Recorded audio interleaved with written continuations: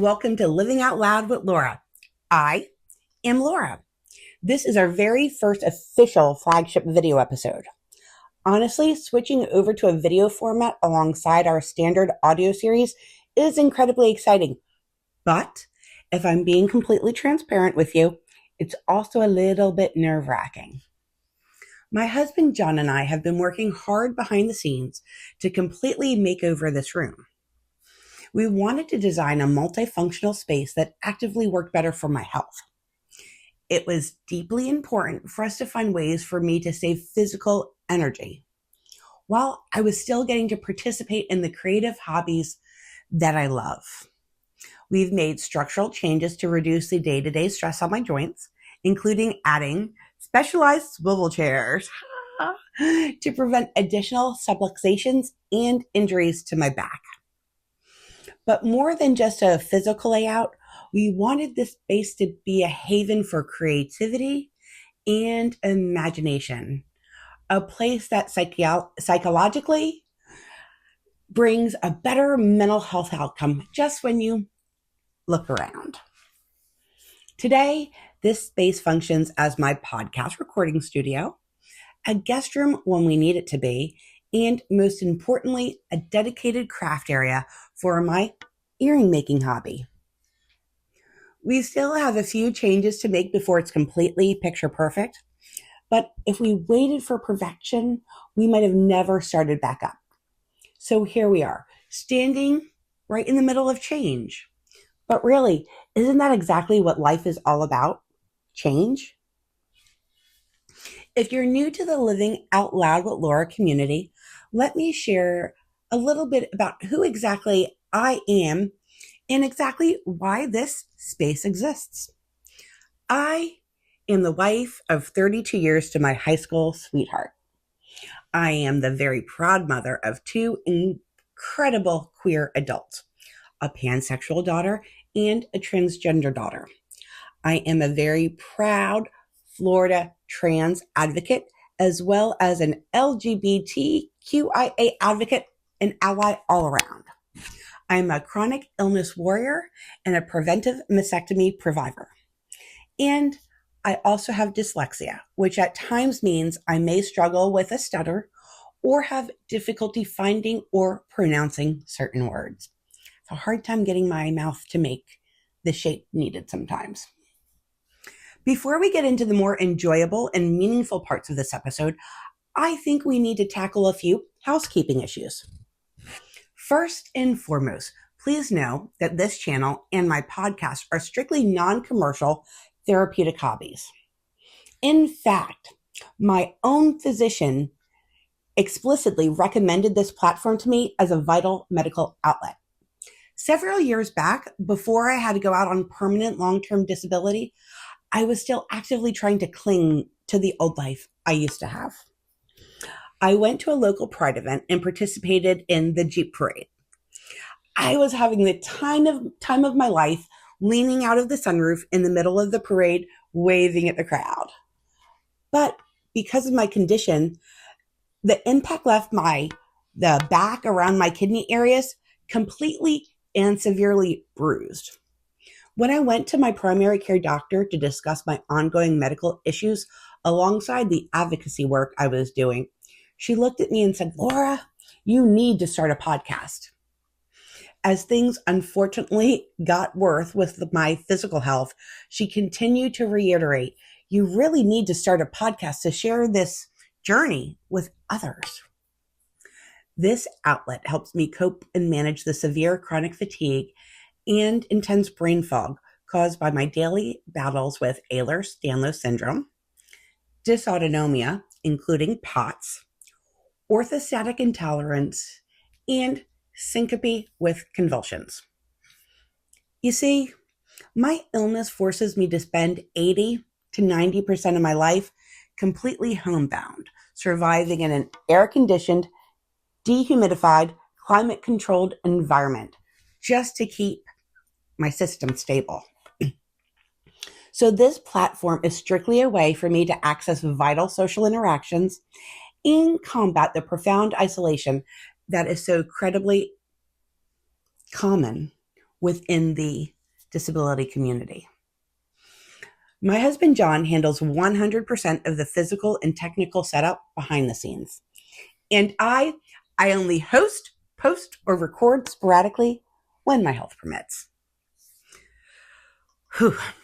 I'm bringing up this next part because of some very interesting and honestly sometimes hurtful comments I can receive just simply from posting on Facebook or sharing a pair of earrings that I was able to design.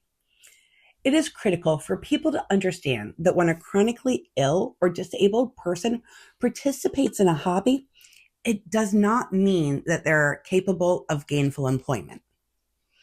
Assuming that because someone can manage a creative, therapeutic outlet at their own pace in their home means they can sustain a standard, rigid work environment is fundamentally ableist. I'm asking you to please stop shaming disabled and chronically ill people for simply participating in activities that bring them a tiny bit of joy or distract them from their daily pain. This space right here is for healing, advocacy, and connection. Bottom line, it does not reflect an ability to maintain regular or sustained employment. Thank you for listening, for understanding, and for protecting my peace as you support this journey. My medical journey is a massive part of why I view the world the way I do. Even after becoming a nurse back in 1997, being on the other side of the bed as a patient, searching for answers and struggling with providers gave me a completely different vision into our healthcare system. In medical school, doctors are taught a famous maxim. When you hear hoofbeats, think horses, not zebras. It means that they are trained to always look for the most common explanation first. Because of that training, people with rare or complex conditions like EDS are often called zebras. We are the unexpected exception. So many of us embrace it. Heck, the mascot for EDS is literally the zebra. But the tragic side of that medical mindset is it drastically delays our diagnoses. Doctors often spend so many years trying to force us into those little horse boxes that they completely miss the zebra standing right in front of them. We have to fight the system just to be heard, and that exact passion for absolute equal justice and cutting through the noise is what drives everything we talk about on the show. You see, I spent years trying to get people to understand what I feel inside and how my body operates is fundamentally different than most other people's.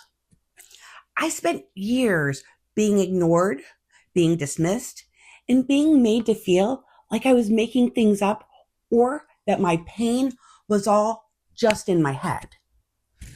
I spent years facing people who simply could not understand that even though my body should operate like the average 49 or 50-year-old, it just doesn't.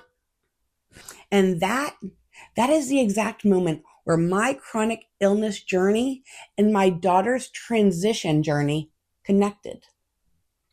Looking back to when she began her transition back in 2018, I realized our paths had so many striking comparisons. In both worlds, people look at us and see things that they aren't used to, things that they don't understand. But because of that fact, I knew what it felt like to be entirely misunderstood. It allowed me to instantly put my feet in my daughter's shoes and into the shoes of other transgender individuals.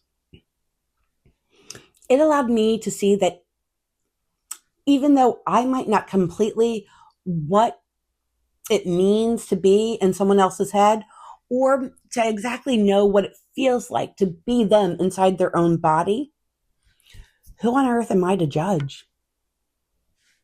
We both know what it's like to have the outside world try to dictate what is happening on the inside. That shared reality is why this community, our community, offers such critical support and information for parents and loved ones of transgender individuals. Together, we draw from raw personal experiences to explore the journey into true, unconditional acceptance. At the same time, we openly address chronic health concerns, starting with my own reality living with a rare multisystemic genetic condition called Ehlers-Danlos syndrome, or EDS. My journey into finding out that I was a zebra didn't start with joint dislocations. It started all the way back in 2011. Now, of course, looking back, I can see signs all the way back to my childhood. But I remember walking into a doctor's office because I was experiencing severe, terrifying bouts of shortness of breath when going upstairs. I just simply couldn't catch my breath. My chest felt immensely tight. Like so many women dealing with early, undiagnosed chronic illness, I was met with blank stares. I was met with standard testing such as lung tests that came back perfectly clear. Then the subtle, patronizing implications that maybe I was just stressed, or maybe I was just anxious, or even worse, because of my age, maybe it was menopause. When you know something is fundamentally wrong inside your own skin, but medical charts say you're perfectly fine, it gaslights you. It makes you feel like you're losing your mind. But I wasn't losing my mind. My body was dropping its very first major clues. To understand why a joint condition can make you lose your breath, you have to understand what Ehlers-Danlos syndrome actually is. EDS is a group of inherited disorders that affect your connective tissue. It primarily impacts your joints, your skin, and your blood vessel walls. Connective tissue is essentially the biological glue that holds your entire body together. It is made up of a protein called collagen. If you have healthy collagen, your body's glue is strong, stable, and it smacks back together like a strong rubber band. But when you live with EDS, your genetic blueprint creates faulty, fragile collagen. Your body's glue is way too stretchy. Imagine trying to build a physical house, but instead of using standard nails, screws, and mortar, your joints, ligaments, and blood vessels are held together by loose, fragile bungee cords, flexible piping, as well as other things that really aren't meant to hold together a house. That is the reality of my daily life. That is what people with EDS bodies go through. Our joints, our ligaments, and our blood vessels are held together by loose, fragile bungee cords.